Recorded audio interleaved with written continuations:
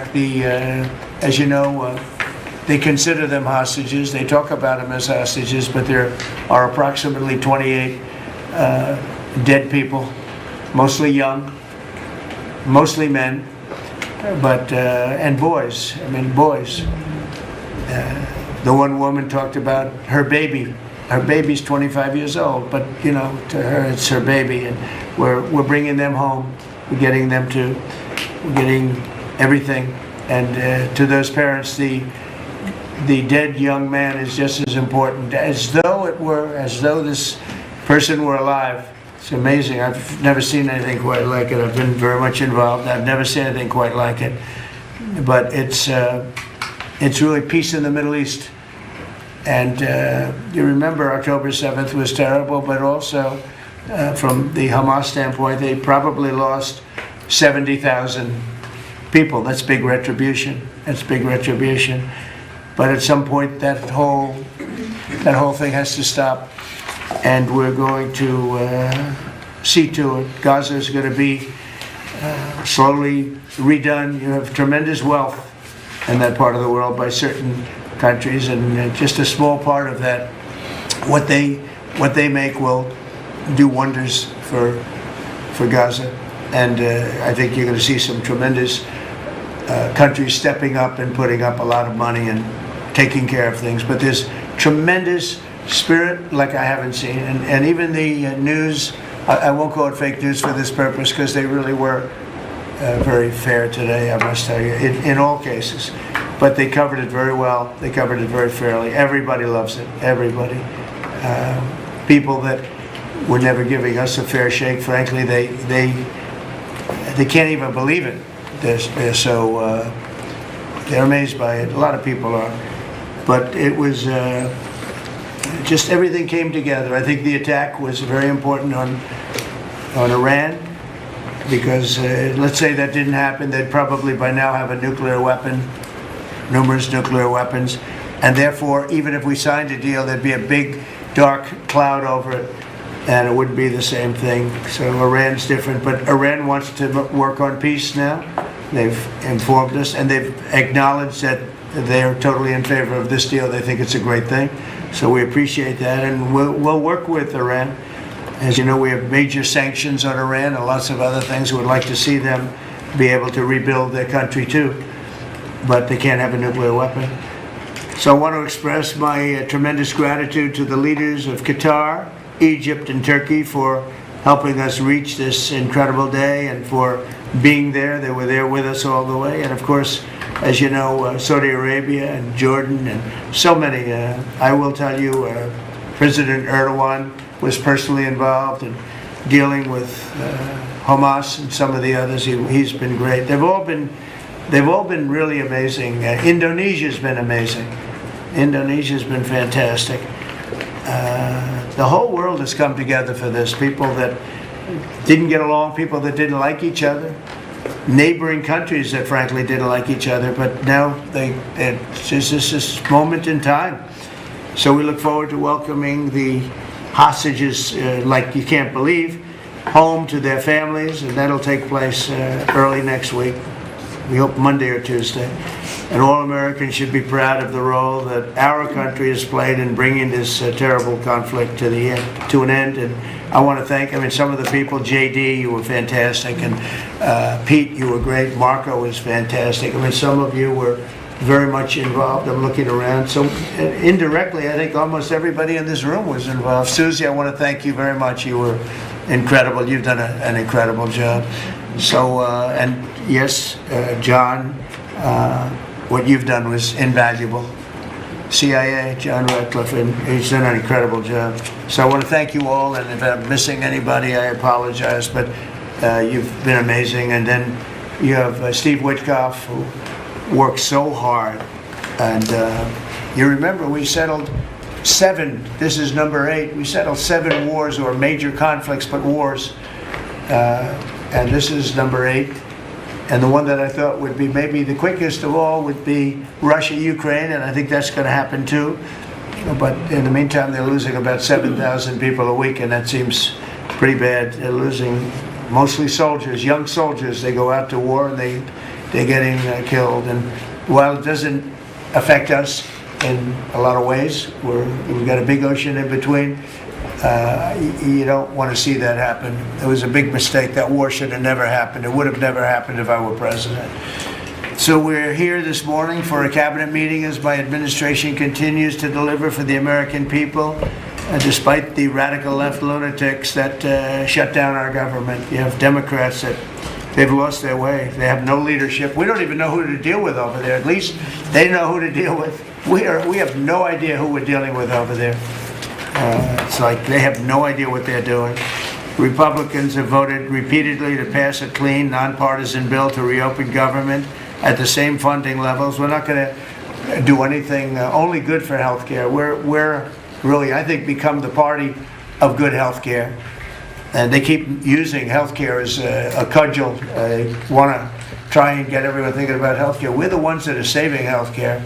In fact, one of the things we're doing is we're going to be reducing the cost of medicines by 100%, 200, 300, 500%, and even more than that, because as you know, we're in the process of favored nations right now. We've exercised a clause because we were subsidizing the entire world. The entire world pays a fraction of what the United States has been paying.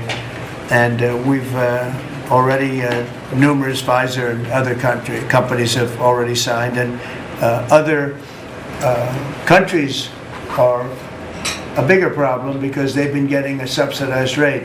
We've been paying for years. This has gone on for 30 years. We've been reducing the rate of drugs for other countries because we've been paying much more than we're supposed to. And they used all sorts of ideas like research and development. I said, what about Germany? What about these other countries? Aren't they paying? No, we have to pay research and development. It was all nonsense, and I couldn't listen to it anymore. So it's a very radical, big, tough shift. Very tough. We got a lot of things going on there. But, and you probably heard me say this in my first term, I think it was my third year, we reduced drugs from the beginning of the year to the end of the year. And I was so proud of it. I actually had a news conference to announce it, and it was 1/8 of 1%. Think of that, which is barely a reduction. But it's the first time in 28 years that there was a reduction in drug prices for the year. So from the beginning to the end, it was 1/8 of 1%. And I was so proud of myself. I did something that nobody else could do. But when I started to think about it, I said, doesn't make sense. And then I'm starting to look at numbers where a pill or a treatment or some pharmaceutical product is selling in Europe for 10% of what we pay for in New York City or in any one of our places, in cities, states. And then I see people leaving for other countries to go buy their pharmaceuticals, where they make journeys to various other countries, including Europe, where they got the best bargains of all. And I put an end to it. It's over.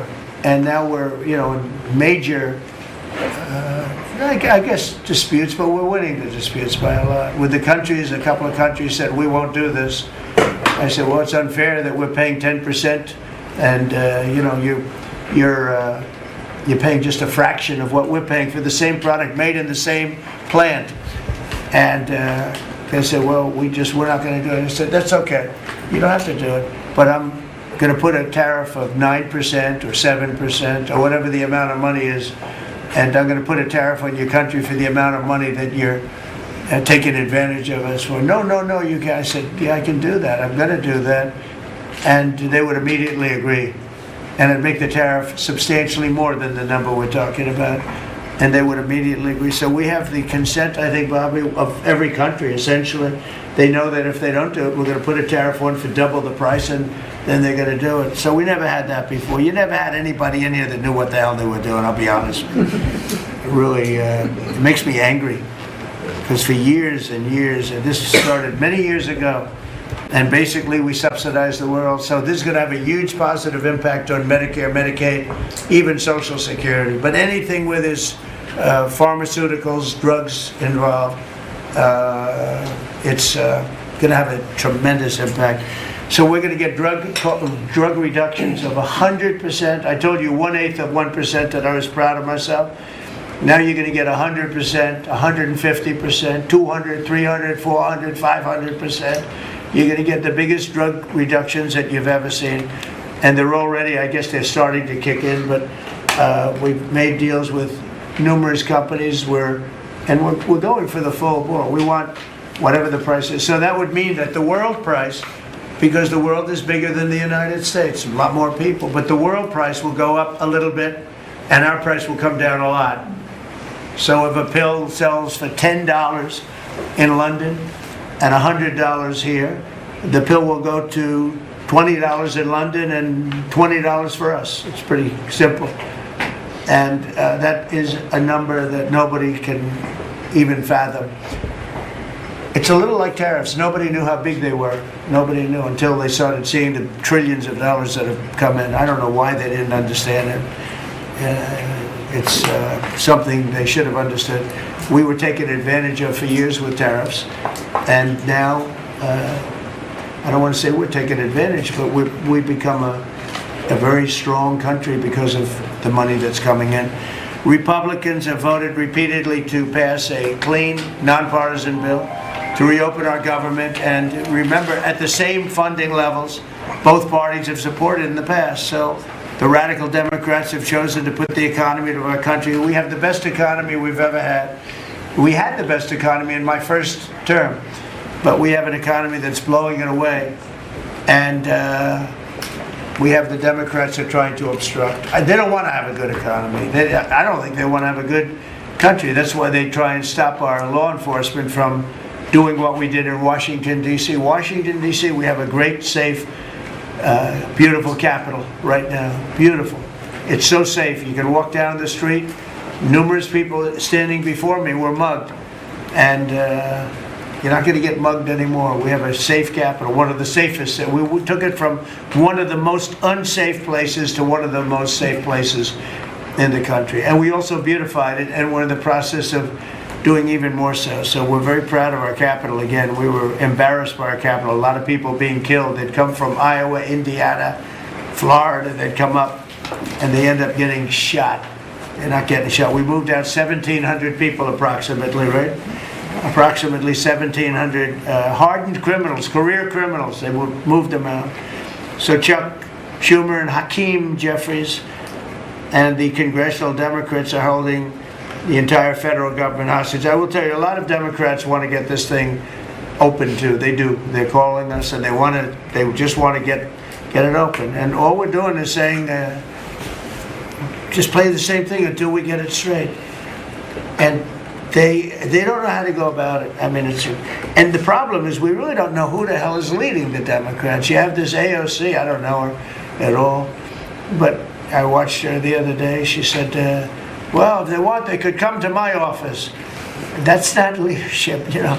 The only one that challenged her actually was Nancy Pelosi, and Nancy's not looking too good. I don't know what happened to Nancy, but she's not looking great. But she was the only one, I give her credit, she was the only one that challenged her. But AOC said that they can come to her office and negotiate, the Republicans. And we're saying, oh, I didn't know she was in leadership. But she's taking Hakeem Jeffries' place, and Schumer's afraid that she's going to run against him. And right now, I don't know, he can change, life is crazy, right? But right now he can't beat, I don't think he can beat anybody. So he'll lose in a primary. I would say he'll retire before he loses in a primary. So I think Schumer's going to retire because he can't beat anybody. His polls are so bad. Meanwhile, the Democrat shutdown is causing pain and suffering for hardworking Americans, including our military, our air traffic controllers, and impoverished mothers, people with young children, people that have to live not the greatest of lives. But we're doing so many tax cuts. We've cut their taxes. The great big beautiful bill, we've cut their taxes at levels that nobody's ever seen. I mean, no tax on tips, no tax on Social Security, no tax on overtime. It's been a great thing for a lot of people. They're doing great. Despite all of the damage that it's caused, the shutdown has been, pretty damaging. I mean, it's not yet because it's early, but it gets a little bit worse as it goes along. And we'll be making cuts that will be permanent and we're only going to cut Democrat programs. I hate to tell you, I guess that makes sense, but we're only cutting Democrat programs. But we're going to start that, and we have Russell.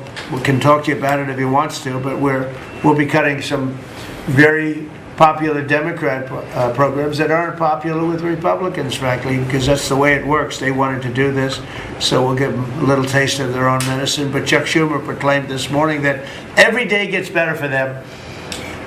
No, every day it's actually getting worse for them, and they're having a rebellion in the Democrat Party because they want to stop. And if you saw all of Schumer's, I watched last night like 10 different times over the years, he said, you can't shut down government, you can't shut down, and now he's the one that shut it down.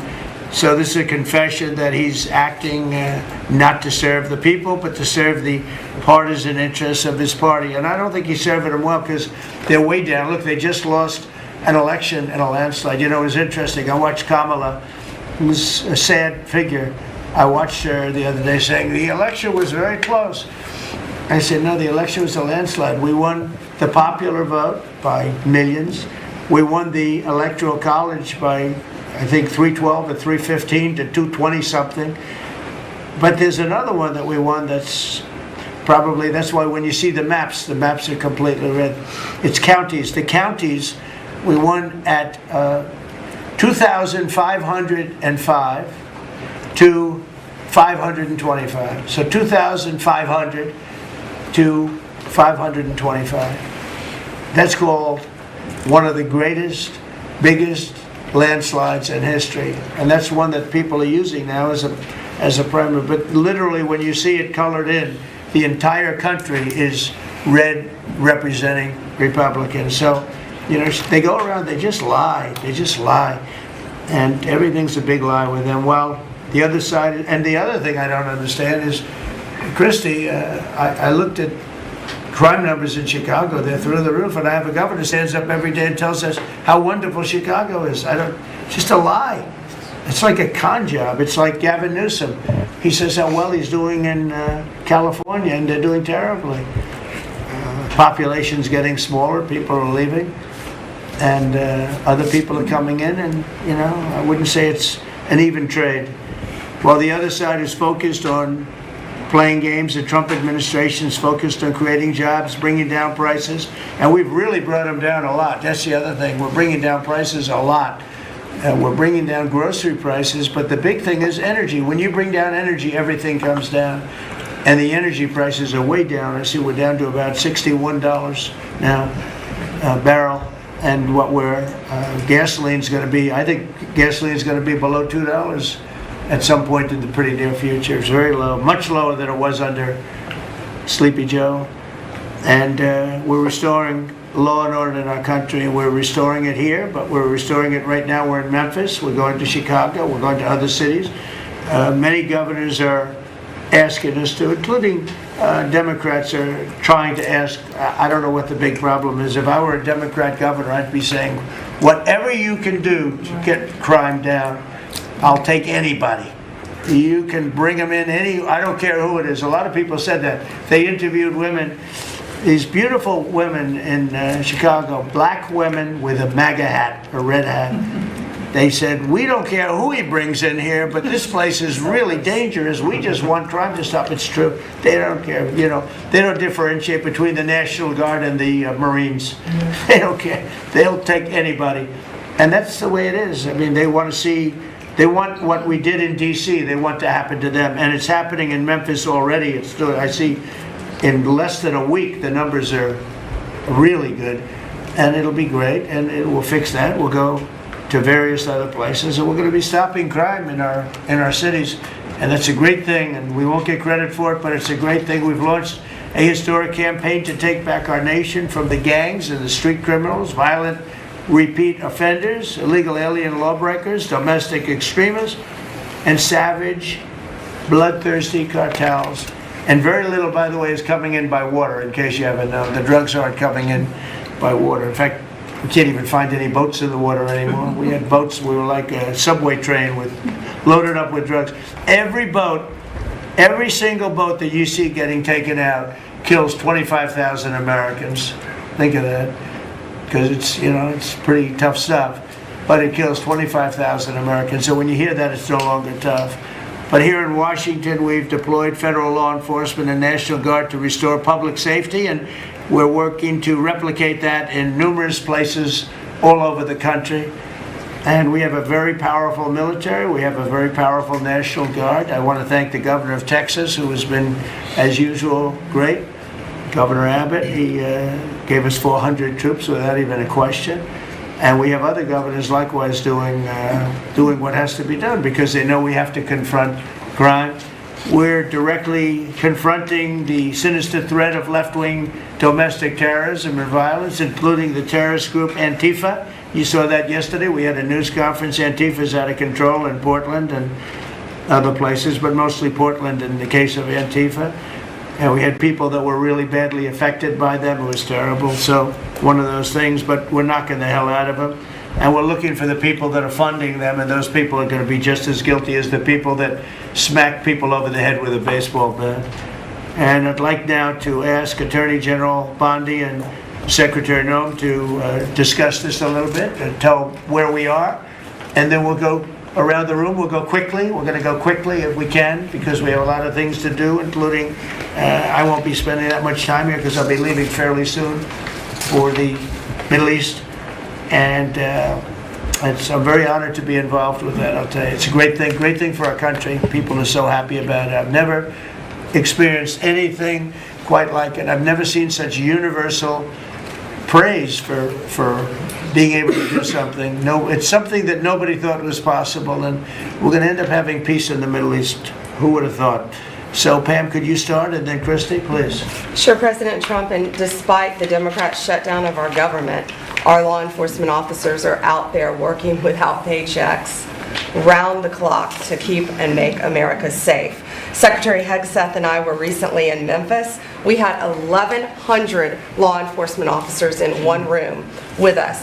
The Memphis PD, they were the happiest to see us, don't you think, Secretary Hegseth, of anyone. We had ATF, DEA, FBI, U.S. Marshals. I'm not sure if our park police were there. We had Treasury, Secretary Bessent, and of course we had Secretary Noem's Homeland Security, all working together with the Guard. They were so happy to have us there. We've been making arrests left and right. So far we made 562 arrests and seized 144 illegal guns just in the short time we've been in Memphis. And many of these people are career criminals. And when you take them out of a place, your crime rate just goes down. These people commit crimes every single day. They're sick. And we're taking them out. In some cases, we're bringing them back to their countries where Biden allowed with the stupid open borders that we had in our country to come in. But they're being brought back to other places or they're being put in jail, but they're career criminals. President Trump, last night alone, we made 91 arrests, 19 firearms off the streets, and one was a warrant for a homicide, and 4 sex offenders who had active warrants. One was a sex offender on a child. Everything we did in Memphis was worth it, in my opinion, for that one arrest. Think about that. We got a child rapist off the streets, but yet we've made 562 arrests and still going strong in Memphis. Just what we did in D.C. But it's because it's all of us. It's a team working for you to make America safe all together, round the clock. Thank you very much. Thank you, Pam. Thank You're doing you, a great President job. Trump. And it's amazing that we're not getting cooperation from Democrats. It's like, it's a new issue. You know, we have all the old issues of the wall and the border and all of the things, men playing in women's sports they still want that, transgender for everybody. All these issues are so crazy, but we have a new one. It's called crime. We stop crime and they allow crime. They want crime. It doesn't make sense. I think it's as ridiculous as the other things that we talk about all the time. But I've added it onto our list, a 5-letter word called crime. We stop it, and they actually incite it. It's crazy. You would think they'd want them. You'd think they'd want Christy and Pam and all of the people. If we needed the military, Pete will be there. We've got a massive military. We have the best numbers we've ever had for recruitment. We have a lot of people now. We have people that can't get into them. In a great economy, they want to be soldiers again. A year ago, they didn't want to even think about it. Same thing as with police and firemen, everything. They want to they want to join. They're proud of our country again. Christy, go ahead, please. Well, sir, thank you for your leadership and for deploying all of government to help us keep our country safe. You have talked extensively about how threatened our ICE officers are, but all of our law enforcement out there. And we saw the shooting in Dallas at that facility, so we're hardening all of our buildings and making sure that we have more security measures, snipers on the roof, people to protect our law enforcement while they're out there on the streets. But what I'm also doing, sir, is, and with your authority, is we're purchasing more buildings in Chicago to operate out of. We're going to not back off. In fact, we're doubling down, and we're going to be in more parts of Chicago in response to the people there. And then I was there a few days ago and looked at some facilities that we can deploy more law enforcement out of. Because what they're trying to do with these riots and violence is distract us and keep us from going after those murderers and rapists that are out in the streets. And then I was in Portland, went out and back on Tuesday, and met with the governor, met with the mayor, met with the chief of police and the superintendent of the highway patrol. They are all lying and disingenuous and dishonest people, because as soon as you leave the room, then they make the exact opposite response. So we're looking at new facilities to purchase. They're in Portland too, and we're going to double down. And I told them if they didn't meet our demands for safety and security on the streets and work with us, then we were going to bring in more federal law enforcement. So I want to thank Pete and the Department of War for all their help. They've been fantastic, but while we fight litigation and work with Pam on that, we're going to send more of our resources and men and women out there to keep everybody safe. So no worries. What we see in DC and what we see in Memphis for benefits for people in the safety and security, we'll see that in Chicago and Portland. And the numbers in Memphis, it's only a week, but the numbers have been amazing, I understand. That's exactly right. The crime numbers are way down.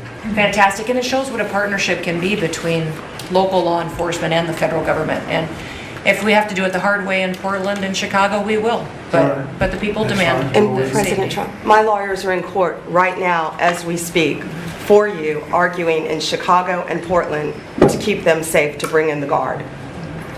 The government doesn't want it there, but we do. We're going to keep their citizens safe, thanks to The you. people want it. I don't understand the politics of it. I don't understand why Pritzker is trying to protect people that are really bad. They're more scared of the anarchists that are on the street and the politics of it than they are of doing the right thing. I think they're afraid. Yeah, I yeah, think they're they're scared. threatened. They don't tell us, but I think Pritzker's threatened by people because there's no other reason that this could be possible, that they don't want to have a safe Chicago. And we can solve the problem very quickly. And we're doing that anyway, regardless of if he doesn't want it or if he does want it, we're doing it anyway. So make sure. I asked the mayor that himself. He said that Portland was perfectly safe, a beautiful city, no problems. And I said, well, why did you clear the streets for me today then and build out a 4-block radius to make sure I could get in and out of here? And these people on the street screaming death to ICE. There's graffiti that says Molotovs melt ice. We have the guillotines. We're going to use them. Portland's almost different. It's like anarchists. It is. It really is. You know, it's really different than a lot of the awful. others. This is a sick situation, but those are anarchists. Those are people that want to overthrow government. They're really degenerates. And we're finding out who is supplying all of those beautiful signs and everything Well, else. Scott's been fantastic. His team finding the financial networks is great. That's what Okay, gives everybody. Scott will do that. That's easy for Scott. Yes, sir. We got a great team, sir. That's good. How about we go to Marco? You can talk a little bit about what's going on and Well, go ahead. yeah, Mr. President. I don't know if one day perhaps the entire story will be told about the events of yesterday, but suffice it to say, it's not an exaggeration that none of it would have been possible without the President of the United States being involved.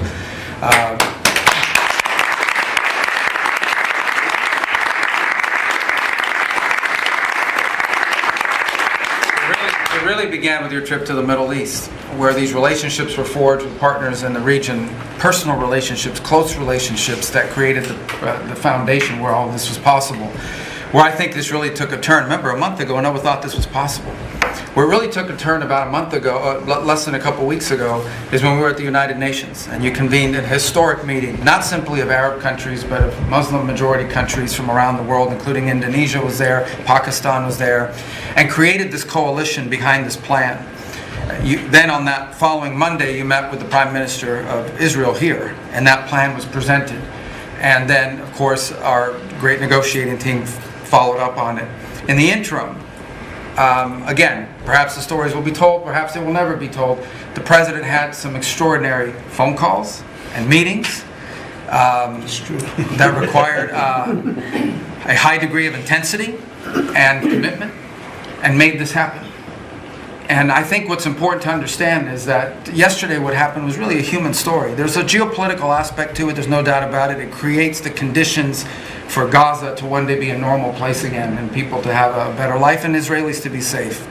But yesterday was a human story.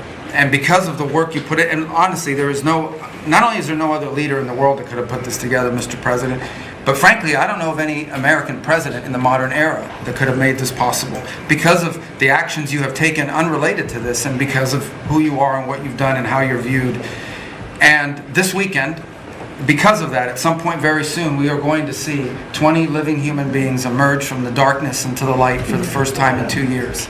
And that is because not only were you used the credibility and the power and the prestige of this office and the relationships you created, and you committed yourself to making it happen. And I think it will go down as a historic moment in the history of our country, and something our country should be very proud of, that we have a president that's committed to not just peace, but to the human aspect of reuniting these families. My last point on this is, just a couple of days ago, Secretary Lutnick hosted us all, many of us, at the Kennedy Center. And we have these families, we've interacted with them for so many years, for 2 years now. And the stories are heartbreaking, both whose families are alive and those who are deceased as well, who want their relatives back so that they can complete the process of grieving. And we had all hoped that perhaps that was the day that we would have an announcement for them on the anniversary of the 7th. But I know you were able to speak to some of those families last night. And I just hope the whole nation understands how incredibly proud they should be of their president and of their country for the role that they've played. And I don't want to let this moment pass, Mr. President, without also noting the incredible work of Steve Witkoff and Jared Kushner. They're an incredible team working together, facing some substantial impediments to even being there this weekend and doing it. Let me just leave it at that. And they've done a great job on your behalf, Mr. President. They deserve a tremendous amount of credit. But thank you for what you've done for the world. For the world. Thank you very much, Walter. I appreciate it. I think because we have a very busy day with all that's going on, what we'll do is maybe just a few of you raise your hand if you'd like to say something that don't talk too long. He's doing such a great job. So good that he could talk all day. That's the problem, right? But and what we'll do is just take a few hands, and then we'll go back to getting peace done. Okay? We'll go a little bit quicker. We'll take a few questions from the press. Go ahead, please. President Trump, I just want to double down on what Marco was sharing. It's such a remarkable accomplishment. Agree that no other president could have done this, but what set the groundwork for you able to do that? When you took office on January 20th, you made a 180-degree turn in our military strength with Pete's leadership. You were the master class in peace through strength. So militarily, we've completely turned around. We've demonstrated that through execution against Iran and others, that we have force. We want to end wars, but we'll use power if we have to. And then secondarily, peace through strength is also the prosperity, having the strongest economy and being willing to wield the power of a tariff in addition to the military power to reorder the globe. Those two things that you're standing on, both economic power and military power, allowed these negotiations to go forward. And I think as you've described the importance of these economic negotiations and all the trade deals, but that also begins with another 180-degree turn, and that was the 180-degree turn on energy. You have used energy diplomacy to bring prosperity to the American people, and you've used it to bring peace abroad. The combination of those three things has been remarkable, and now we're seeing the remarkable result. And we got one more that I know you want to end with Russia and Ukraine. Energy is going to play a key role in that. And now with this historic agreement, we're in a position working with the Middle East to also end the Russian-Ukraine conflict. So again, congratulations. Thank you very much, Dick. I appreciate it. Maybe I'll go to you for a second. You can just cap out what he said about the military, how well we're doing and how big it is and how strong it is. Mr. President, you're exactly right. At the War Department, you don't get peace without strength. And our job is to be the strength part of the equation and deliver that when necessary, as you demonstrated with your Order of Midnight Hammer, and the entire world saw. And I just want to echo what Marco said. It is a personal honor to be able to witness the way you lead and negotiate. I wish people had a full understanding of what that looks like, that historic nature. A lot of us vets, the Vice President, Tulsi, Lee, Doug, probably after decades of war and the chaos that was unleashed through reckless and foolish American policies, never thought this kind of peace would be possible. Yet, with your strength, with your ability to wield trade negotiations, personal relationships, to open up that opportunity is truly historic on the world stage. And it creates a whole number of other cascading effects. And watching Marco and the Vice President and Steve and Jared, the CIA director, everybody come together to make it happen. You've formed a phenomenal team, Mr. President. And at the War Department, our job is to if and when there's question about American commitment, the whole world knows we've got the biggest, strongest, most lethal, and most ready War Department in the world, which is true, which is why we saw record recruitment in 2025, Mr. President. The first 2 weeks of 2026 already blows that out. FY 2026 already blows it out of the water. In fact, re-enlistment has already met its year-long goal in the Marine Corps in 2026. 2 weeks. Okay. You can't, there's no other way to create that kind of love and enthusiasm than with your leadership, sir. And it is an honor to work with Pam and with Christy and the cities across the country to make sure American citizens and law enforcement are protected with our National Guard. That's a core mission. And last thing, Mr. President, on the southwest border, the first group that rotated in to lock down that border to 0 crossings is now rotating out. And with a new border medal, the Southwest Border Medal, or it's actually called the Mexican Border Medal, revived from 1918, that will be pinning on their chest. So thank you for renaming the department, and we're trying to live up to it every day. Thank you, sir. I mean, think of this. We have record numbers of recruitment. 1 year ago, there were stories, front page stories, that we couldn't get anybody to join the Army, Navy, Air Force, Marines, Coast Guard. My beautiful, I call it, our beautiful Space Force. I love our Space Force. It's turned out to be very important. But we couldn't get anybody to join. Nobody wanted to join, including our police and fire. They didn't want to join anything. Recruitment was embarrassing. We couldn't get anybody.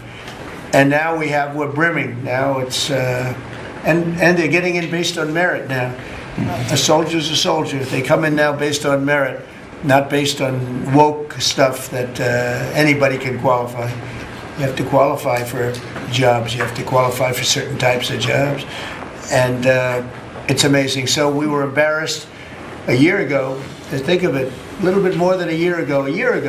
I think it stopped on November 5th. I think it really started, this all started on November 5th, the election day.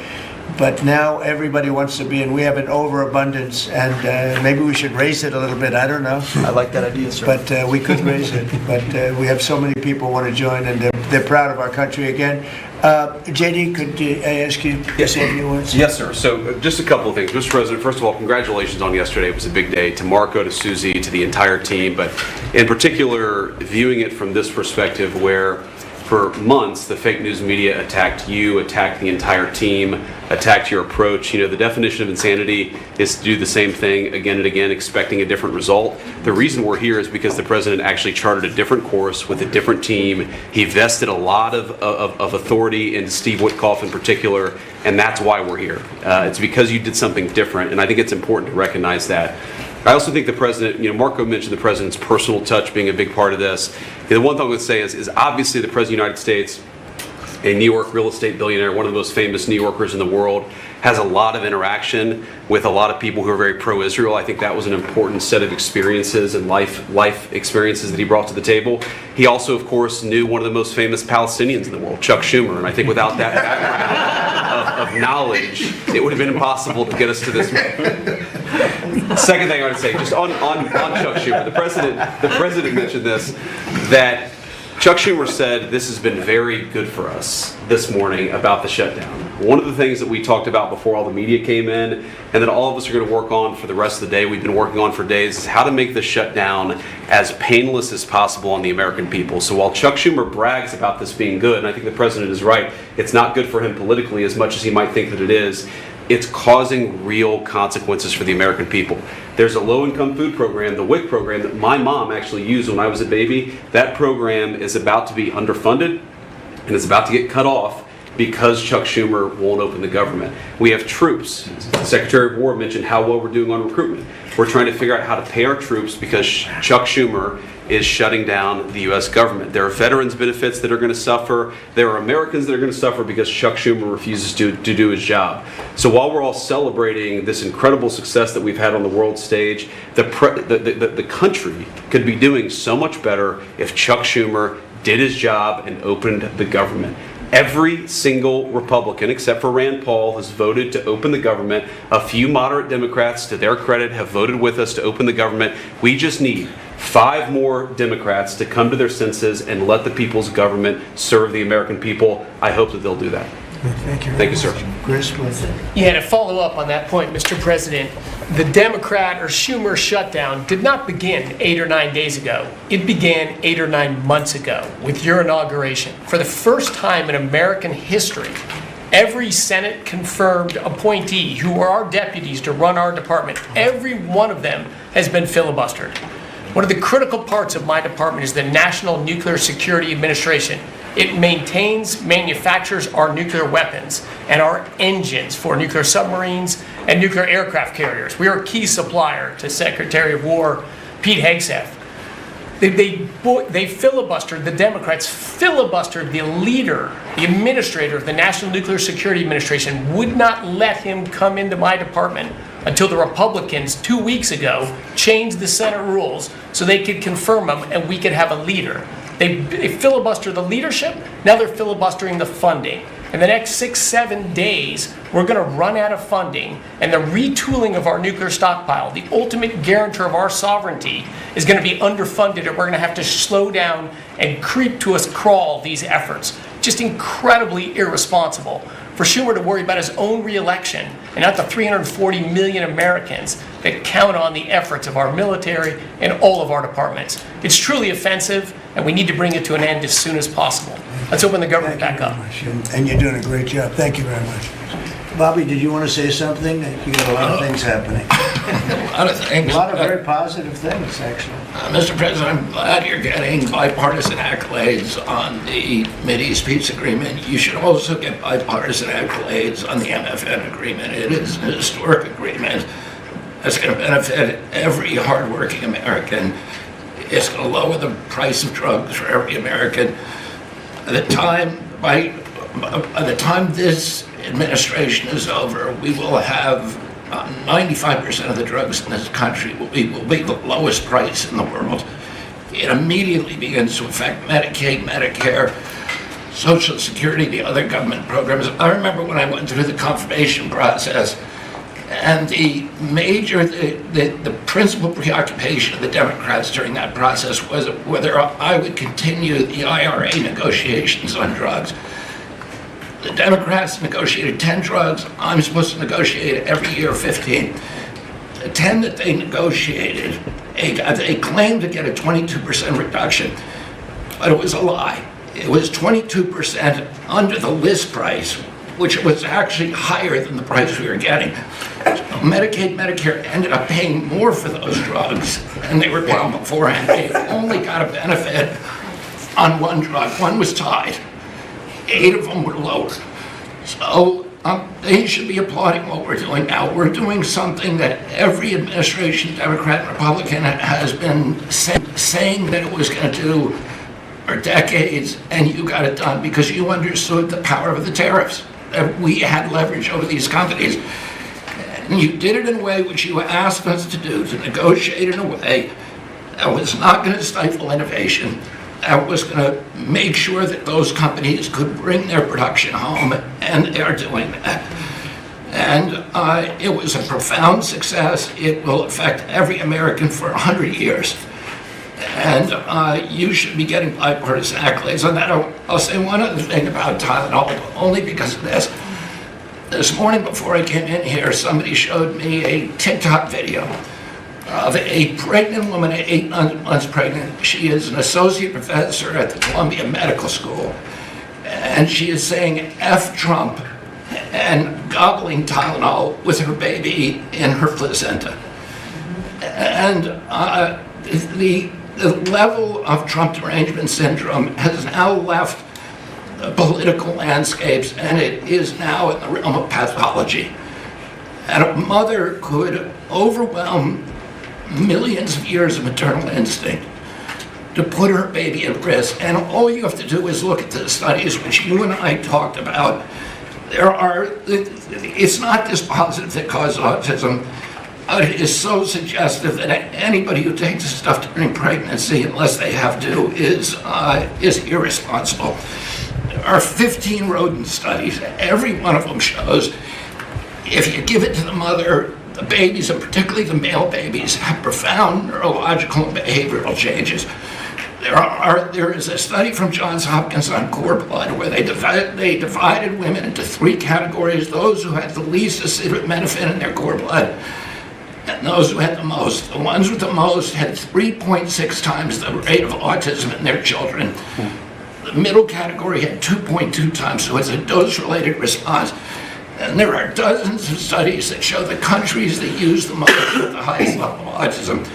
Cuba has the lowest level in the world of acetaminophen use, and it has the lowest autism rate in the world. So this is not dispositive. It is not proof. We're doing the studies to make the proof. But in the meantime, the precautionary principle should apply, and any mother who is taking this stuff during pregnancy